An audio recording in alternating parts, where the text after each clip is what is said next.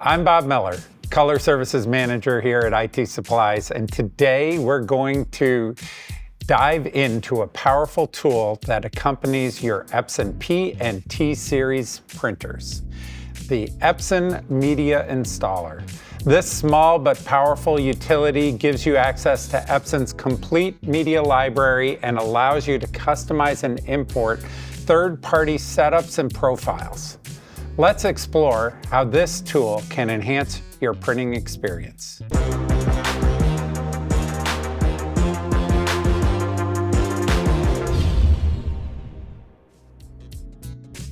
The Epson Media Installer is essential for anyone who's planning to use new or third-party medias.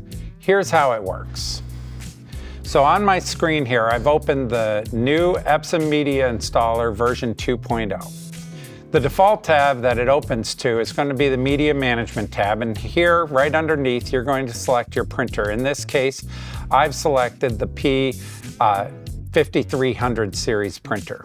So the tab next to the Media Management tab is the Media Downloads tab, and this is where you'll want to go to find all of the Epson medias available on the web. So click on the Media Download tab, and here on the right, you're going to see a status, and you'll see if something's downloadable. That means that you haven't downloaded it yet, so you can go ahead and check it and download it.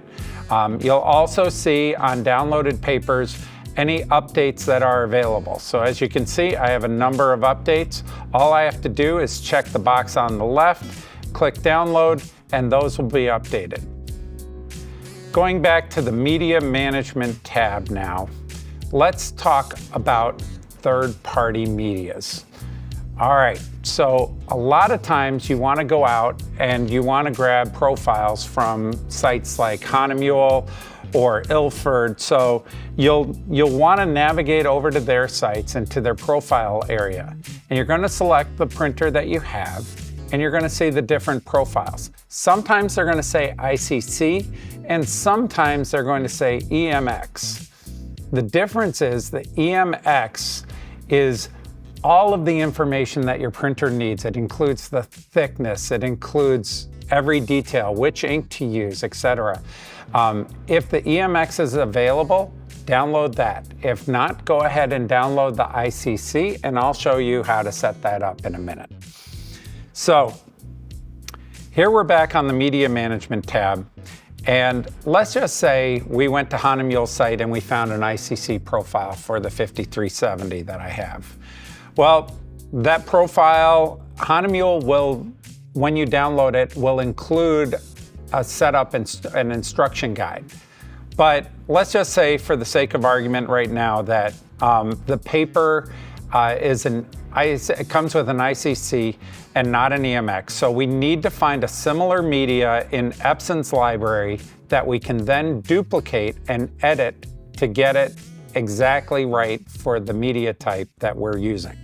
So in this case, I am going to just go ahead, and if I click on Exhibition Fiber here, you're going to see over on the right, I can click on Copy Media. So when I copy the media, a copy appears down below. So in this case, if you look, there now says under the status, settable to printer. So we can go ahead and do that. We also have a section over here where we can now click Edit the Media. So I'm going to go ahead and edit the media and explain some of these settings to you right now. So the first thing that you want to make sure is that you're using the right media category. So if it's a photo paper, if it's a proofing paper, a fine art paper, you want to select that here. Next up is the paper thickness.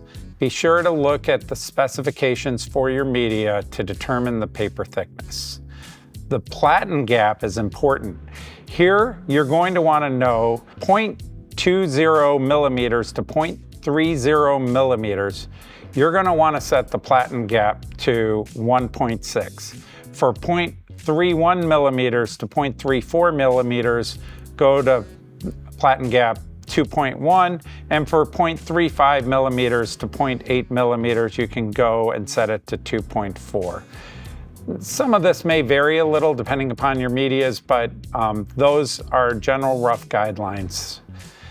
Next up, you have your top margin and your bottom margin. Sometimes you'll want to have less margin at the top. You can go ahead and edit that here, but be careful because if you're using a lighter weight media, it may not have enough margin to be able to grip it properly. So just double check that. For drying time, which is the next one of the next areas, you're going to leave that set to 0. There's very few reasons why you would ever want to change your drying time. Now let's talk about paper suction. So you're going to want to adjust the suction depending upon your environment and the types of media that you're using. If you're using a film, you're going to need very little suction. But if you're using a paper, especially a thicker paper, you might have to raise the suction pretty high. So especially on roll media and especially in the winter when there's very little humidity, if you're using a heavier media, it's going to want to maintain that curl and you're going to need to really pull it down inside the printer. So turn the suction all the way up in that case.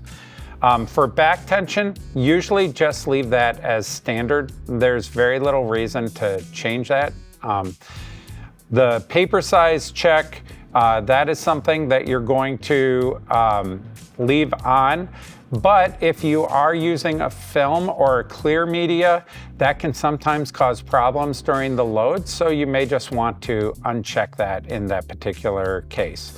Of course, we've got this auto cut, so that's just cutting the media after it's printed. And on thicker medias or canvas where you don't want to wear out the blade, you can turn that off and then cut it manually. Skew reduction, generally we recommend just unchecking this. It just creates a longer load time, but if you do want that on, go ahead and turn that on. Next up is the roll core diameter. Is it 3 inches? Is it 2 inches? The printer just wants to know. And then finally, let's talk about the paper feed adjustment. Really, these should be left at 0, but if you're really struggling with some banding issues, you can go ahead and you can do some paper feed adjustments right here. Finally, down at the bottom here, we have ICC profile. So this is the profile that we talked about from Hahnemühle, for example. If you downloaded an ICC profile, go ahead and load it in here. And make sure to change the name of your media. So in this case, I have exhibition fiber copy, but I can actually, if it's a Hahnemühle paper, I can name it Hahnemühle XXX or whatever the media type is. Once I'm done, I just click OK. It'll ask me if I want to apply the edits, and then we're done. So the last step here is that when we have this, we can actually go ahead and we can set it to the printer. So once we're sure that all our settings are correct, we click Set to Printer, and it's going to push it out to the printer. So you're going to have this media option on your printer and selectable. So that really covers everything that you might want to do in Media Installer. There are some other things that are more advanced that we're not going to go into today, but one other final note is to go ahead and export the media that you've created just so you have a backup of it somewhere. In case it ever gets corrupted or something happens, you can always pull it in later. When printing, ensure that your media type settings in both the driver and the printer's control panel align for optimal results. For additional information, please reach out to IT Supplies. We're more than happy to help you. I hope you found this video helpful. Please like, comment, and subscribe to our YouTube channel. At IT Supplies, we're committed to helping your business succeed.